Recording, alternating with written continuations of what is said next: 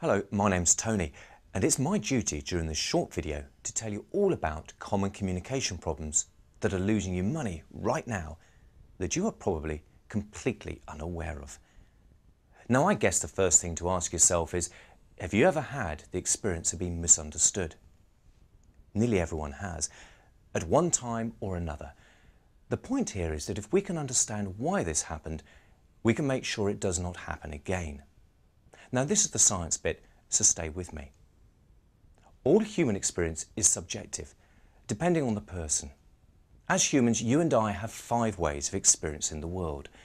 These are sight, sound, smell, touch, and taste. Believe it or not, these senses are the only possible ways of us mapping reality. That is, creating a representation of our outside world, depending on what it is that we're capable of experiencing. What's really interesting for our purposes, though, is that the way that people map the world around them affects what they believe to be real and the way that the information is stored and retrieved within them.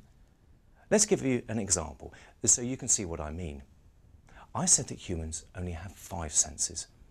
These 5 senses are actually reflected in the words used by people when they talk. So visual people think in pictures and might say, "I see what you mean." Audio people think in sounds and might say, "I hear what you're saying."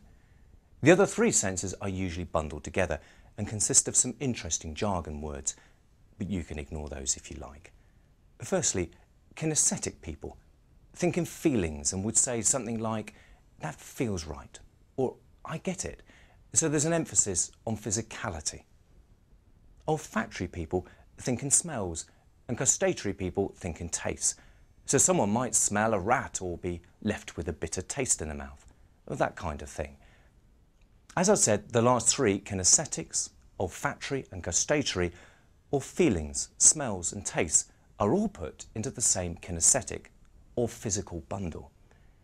Now you're going to need to understand this in order to see how this works. So listen carefully so you get it.